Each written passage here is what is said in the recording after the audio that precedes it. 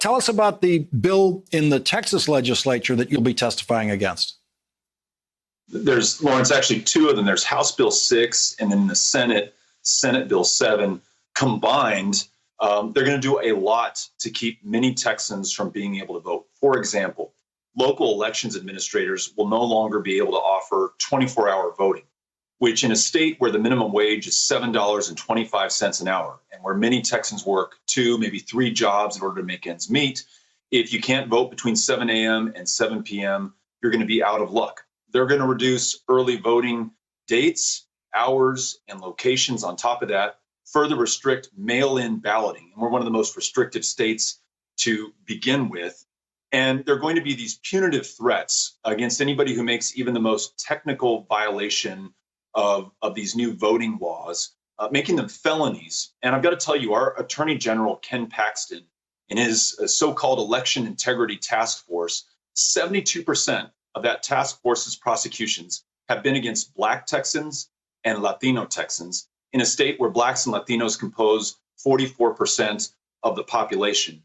Last point is that those in the disability community who may need the help of an assistant or a home health care aide to fill out a ballot or send that in will functionally no longer be able to do that. So in a state that already ranks 46th in voter turnout, a state that is the hardest in which to register and to vote and to participate in our politics, they are going to make it even more restrictive. That's why I drove the 8.5 hours and why folks from all over Texas are converging on the Capitol to see if we can't stop this.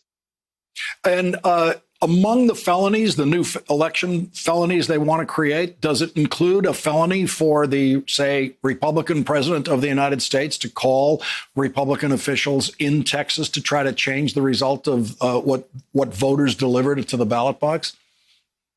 It's interesting, the connection between those who are promulgating these new laws and their connection to the big lie promulgated by Donald Trump. For example, our Attorney General, Ken Paxton, head of that so-called Election Integrity Task Force, he was literally down the street from the U.S. Capitol on the 6th of January, 2021, inciting those rioters, inciting those insurrectionists and seditionists to storm the Capitol right alongside Donald Trump. The chairman of the committee that actually canceled the hearing before any of us who had driven many hundreds of miles to testify could say a word, was in Pennsylvania right after the November 3rd election in 2020, trying to overturn that lawfully, legitimately, democratically decided election. So these folks are very much a part of the big lie. And in fact, the opening preamble to these bills talks about the prevalence and the concern of voter fraud, even though, Lawrence, in Texas, it's a 0.00004% chance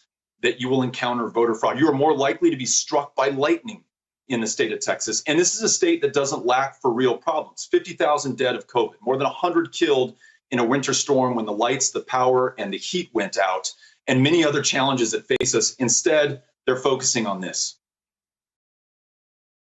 Hey, thanks for watching our YouTube channel. You should know that you can follow today's top stories and breaking news and catch up on your favorite MSNBC shows all in one place.